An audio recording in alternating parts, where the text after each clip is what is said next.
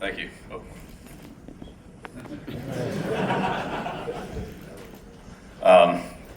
I appreciate everybody coming out today. It's really exciting for me to be here. Start with Chancellor Roberts. He's made such a huge difference in the opportunity to come to North Carolina. Been very supportive. Has given us a great opportunity at a school that's already a great school with a great brand. And obviously, Bubba Cunningham, Steve Newmark, those guys have been great. Our alumni, Mike Lombardi and I we're into the double figures on the donor events and alumni events, things like that. Not just the sport's been overwhelmingly tremendous. Not only supportive, but engaged and, very excited. We want to match that excitement and put that on the field. So, Mike and I have worked together for a long time, going all the way back to the start of Cleveland. Mike in a general manager role, myself in a coaching role. And, we've had a lot of experience in dealing with kind of what the college football landscape is now. Similar, not the same, but similar in terms of, NIL, revenue sharing, free agency, if you will, and, recruiting, post-draft type recruiting as opposed to drafting. And so, Mike's done a great job of, reinforcing the roster. We have a number of players here that have been here that we're, excited to work with. We have two of them here, Jordan and Will. But also, we brought in a lot of players. We have 70 new players from last year, so that weren't on the roster last season. So, that's a lot of people and a lot of turnover. It's also been that way with our coaching staff. Some of the players or some of the staff members on the coaching end and on the sport end and scouting I've worked with in the past, but there are a lot of new people there. So when you combine all the scouting support and player transition into the program, it's a lot. And we're very much looking forward to getting out on the field next week and seeing it all come together. I've been super impressed with the way our players have competed. They've worked really hard. I think they're in good condition. We've hit a lot of personal. They've hit a lot of personal high marks in whether it be strength, speed, explosion, different measurements that we've taken through the course of the training, the beginning through the end, and looking back on their career from previous training years.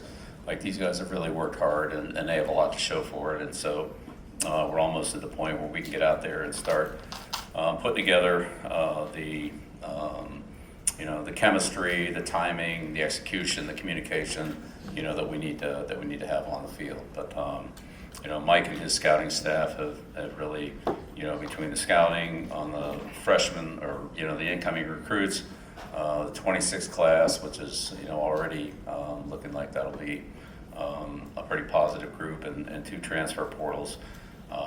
The roster is very competitive, and I look forward to seeing how all that plays out. And everybody's got a lot of focus, obviously, on the TCU opener, which is in our sights. But really, right now, the big thing for us is just stacking good training days, one on top of another, one at a time, and being ready to go not only for the opener but for the entire regular season and the ACC schedule. So, that's our outlook. Just put good days together, take advantage of every opportunity. Don't let any days go by where we don't continue to improve, get better, and get closer to becoming the most consistent and best football team we can be when we step out on the field, and that'll hopefully continue every week. We'll continue to improve as a team and all the way through the course of the season. So that's what we've always tried to do, and so that'll be our goals this year. Coach, thank you. We will take questions from the room as it has been in the past. Please identify yourselves and the agency that you are with, and we'll get to as many questions in 10 minutes before our student athletes as we can. And our first question will come first row, left side, coach, right in front.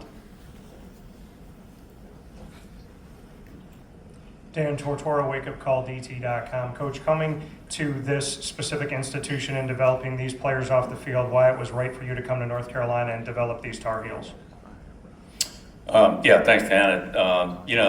developing players is really what coaching is, and that's what we do. We take great pride in that, myself and our staff, and players who want to be developed. So a Carolina player is a player who wants to be a good football player, who wants to work hard, who wants to make a commitment towards improving on a regular basis, both training and team execution on the field. And so when we get those players, we see a lot of improvement, a lot of development, and that's going back, whether it was at Cleveland, where Mike and I put together an offensive line where, 4 of the 5 stars are free agents, or at New England where we had a number of, low draft choices, or high draft choices, I should say. I'd say Brady and Edelman, players like that, who turned out to be great players, as well as some of the other players, are higher picks that developed, like Gronkowski, and so forth. So development's a big part for us, and players that want to come in, work hard, be good players, learn and compete. Competition's what makes us all better. Again, the best competition for me, I learned the most from, going against, great offensive coaches like, Andy Reid and Kyle Shanahan, Mike Shanahan, Joe Gibbs, and all those guys that I competed against. That's what made me great as a coach, or made me work the hardest as a coach, was to compete against those people. And so same thing for the players. Internal competition, the competition we have daily on the field, will get us most ready for the competition that we'll face on Saturdays or whenever the games are. So thank you. Coach, right side, 5th row, hard to the right side. Hard right. Standing up now. Yes. Hey, Coach. Thomas Christopher of the League Winners. I have a 2-part roster building and general football question for you. Do you believe that the evolution of the fullback position, kind of being turned more into an H-back role, was more due to roster flexibility and player versatility? And with the cyclical nature of football, do you see that position kind of being revitalized now that defenses are more finesse-driven? Well, hopefully we won't be in the finesse-driven category. We're certainly not shooting for that.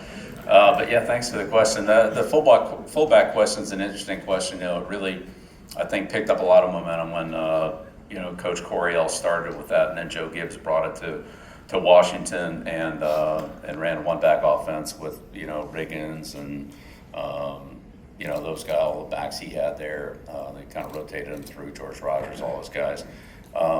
And then that game they caught on definitely throughout the NFL. And at the Giants, we faced that twice a year, and so pretty familiar with that way that one-back offense evolved. And now as offenses have gotten into more spread formations, whereas a lot of 11 personnel and almost all college defenses and pro defenses for that matter are nickel-based, with maybe a 6th defensive back in passing situations, but most everybody's playing 5 defensive backs. I think that reflects on the lack of a fullback, and even in 12 personnel, where usually one of the tight ends is a receiving tight end. So how that trend will continue, I don't know. I'd say for us, we'll do what we feel like is best for the football team, like we always do, and just see how that plays out. But it's been an interesting evolution that's gone from everything being all 2-back. I remember when I first started with the Colts, we went through all the defensive adjustments, that there was always one little box in the very bottom of the bottom corner of the page that had a 1-back set on. Everything else was in 2 backs, whether it was brown, blue, black, green, depending on where the backs were set. There were different color codes for the formations, and there was one box for the 1-back sets, and now there's no 2-back sets. So yeah, that's been an evolution. Coach, left side, towards the left. Sir, if you'll Left side towards the left. Got it. Left side. Hey, Coach, this is Greg Saban with TigerNet.com. Talking to Dabo Swinney earlier, you said how much he's learned from you since you've made this move to North Carolina. How has your relationship with him grown, as well as the other coaches within the ACC? Yeah, we're all learning from Dabo. That's very, very nice of him to say that, very complimentary. Dabo's been a friend for a long time. We've scouted his players from the NFL down. Some of the players that are here today, I actually thought, maybe we'll draft one of these guys. And now here we are going to be playing against them. So, but Dabo's been great. I have so much respect for him, the Clemson program, what he's done, the way he runs it. It's high quality. Kids are high quality. He came up to New England, got probably the top player out of New England, in the last probably decade. Christian Wilkins out of Springfield. Suffield Academy. And, I think that says a lot for the program that he runs and what he's done for not only college football, but all the student athletes that he's coached there. They've gone on to represent him and the school very well. And, again, I have a ton of respect for Dabo and what he's done. Great opportunity to spend some time with him at the ACC coaches meetings, and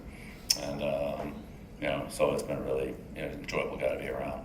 I don't know if that'll be true on Saturday afternoon, probably not, but at least in these meetings it is. Yeah. Coach, right side, third row. Kenton Gibbs with Locked On ACC.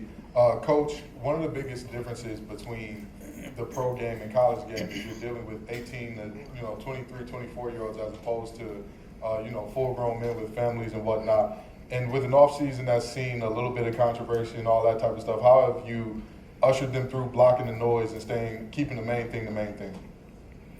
Yeah, well, I mean, the great thing about working with the college players is just the growth and the development that I've seen with them. I saw a little bit of that last year when I was at Washington with Coach Fish and Steve out there to see how much the players improved from spring until the start of training camp. And this year, of course, we haven't started training camp yet, but through the course of the spring, the amount of improvement that our players made in those 15 days, most of which were in pads, is something that you never saw in the NFL because we never, could wear pads in the off season. And so, how much better the players got in their fundamentals, their footwork, their hand placement, leverage, tackling, so forth. All the physicality things that come with different positions, whether that's press release, jams, and so forth. The improvement was tremendous. And so I'd say on the college end, you're right, the players are a little bit younger and less skilled. Sometimes that's an advantage. There are fewer bad habits to break. But I would say also the players are, I'd say, much more receptive to the coaching. They haven't had as long with the way that they were doing it, through a college career, maybe even through some pro years, where they were, starting to develop some habits they were comfortable with, and they were a little harder to change. I'd say, with our players, they've been very receptive to everything we've asked them to do. They've trained extremely hard. As I said, the personal achievements between their strength, their speed, their explosiveness, all the different body fat percentages, all different things that we measure is, in the high 90% range. I mean, there's only a couple guys that haven't, have the improvement, but really it's been pretty much the whole team. So that's been, as a coach, it's fun. It's fun to see players get better, and then that gives them more momentum to keep working. I know we've given the players a couple of weeks off, in the training cycle from time to time, and in a lot of cases they come back even a little bit further ahead of where they were when they left, which kind of indicates they continue to work hard in their training. So, we're excited to see how all that manifests itself out on the field when we actually start playing football. But I think we'll be ready to start when we get going next week. So, thank you. Coach, thanks for the time. You can switch spots with Thad Dixon, and we will talk to our defensive back for 5 or 6 minutes before we finish out with Will and with Jordan.